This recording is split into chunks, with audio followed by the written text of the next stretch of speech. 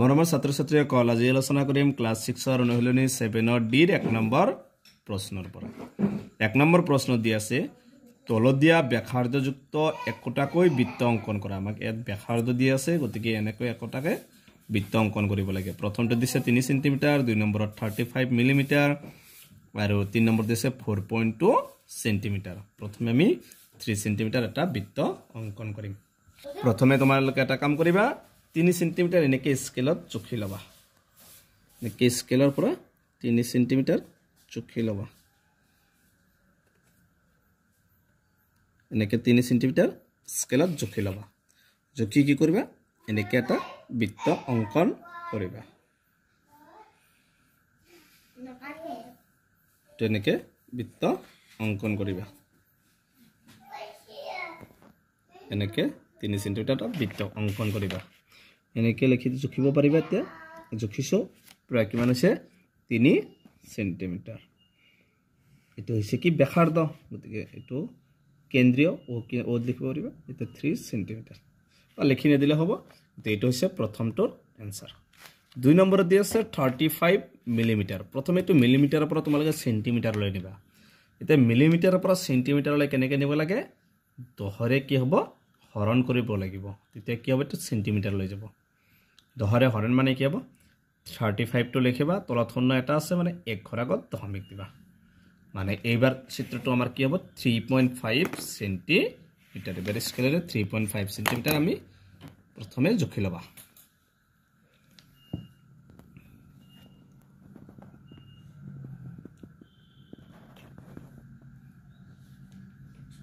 এনেকে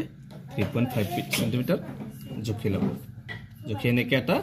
বৃত্ত চাপ আগৰটো নিচিনা সেম একে বৃত্ত চাপ এনেকে অংকন কৰিবা কম্পাসটো অলপ ই হৈ আছে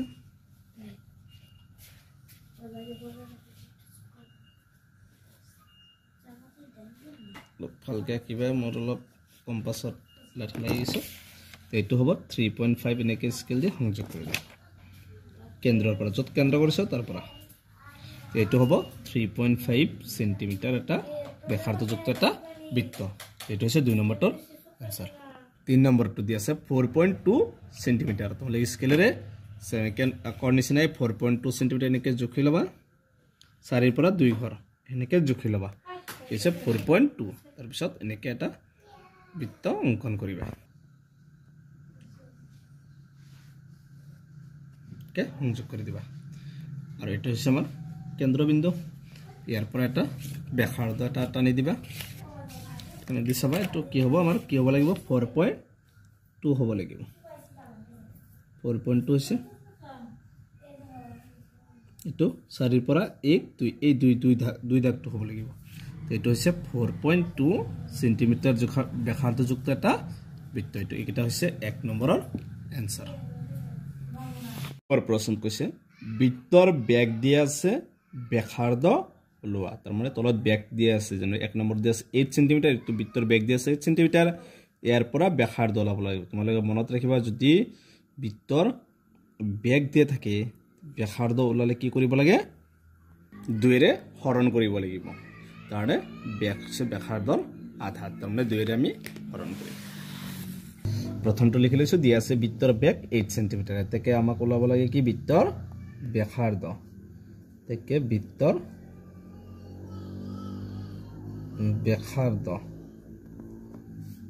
ব্যাসাৰ্ধ সমান কি হ'ব 8 ফলে 8 সেমি আছে তাৰ মানে বৃত্তৰ ব্যাসাৰ্ধ ব্যাসৰ পৰা ব্যাসাৰ্ধলৈ 2 ৰে হৰণ কৰিব লাগে 2 দি 8ক কেইবাৰ যাব 2 দি 8ক 4 বাৰ তাৰ মানে কিমান সেন্টিমিটাৰ হল 4 সেন্টিমিটাৰ 4 সেন্টিমিটাৰ হ'ব 2 নম্বৰ দিয়া আছে বৃত্তৰ ব্যাস দিয়া আছে 18 সেন্টিমিটাৰ এবাৰ ব্যাস দিয়া আছে কিমান 18 সেন্টিমিটাৰ তেকে ব্যাসাৰ্ধ সমান 18 টো কি কৰিব লাগিব 2 ৰে হৰণ কৰিব লাগিব 2 দি 18 কেইবাৰ যাব 9 বাৰ আনসাৰ হ'ব কিমান 9 সেন্টিমিটাৰ এটো হৈছে 2 নম্বৰটোৰ আনসাৰ তাৰ পিছত 3 নম্বৰত দিছে 30 সেন্টিমিটাৰ দিছে বৃত্তৰ ব্যাস সমান 30 সেন্টিমিটাৰ এতেকে বৃত্তৰ ব্যাসাৰ্ধ এতেকে বৃত্তৰ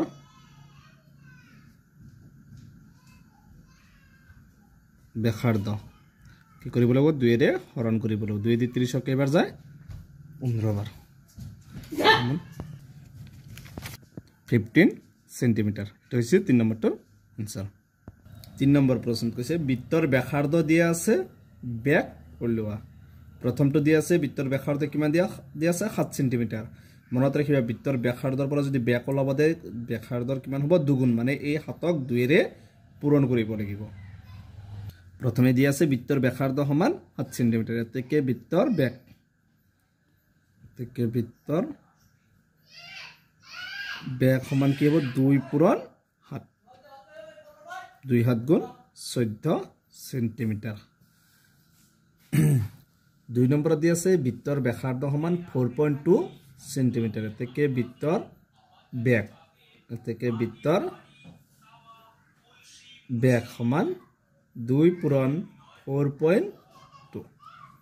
দুইটো পূৰণ কৰিবা 2 2 গুণ 4 দশমিক আছে 2 4 গুণ 8.4 সেন্টিমিটার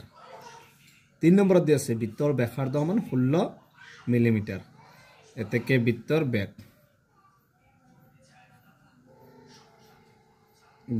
কিমান হ'ব 2 পূৰণ 16 2 16 গুণ কিমান 32 মিলিমিটাৰ এটা হৈছে 3 নম্বৰটো आंसर গতিকে আজিৰ ভিডিওত 1 2 আৰু 3 নম্বৰ কেইটা আলোচনা কৰিলো ইয়াৰ পিছৰ ভিডিওত 4 5 6 7 আলোচনা কৰিম গতিকে আজিৰ ভিডিওটো এইখিনি তোমালোকে ভিডিওটো লাইক কৰিবা চেনেলটো সাবস্ক্ৰাইব কৰিবা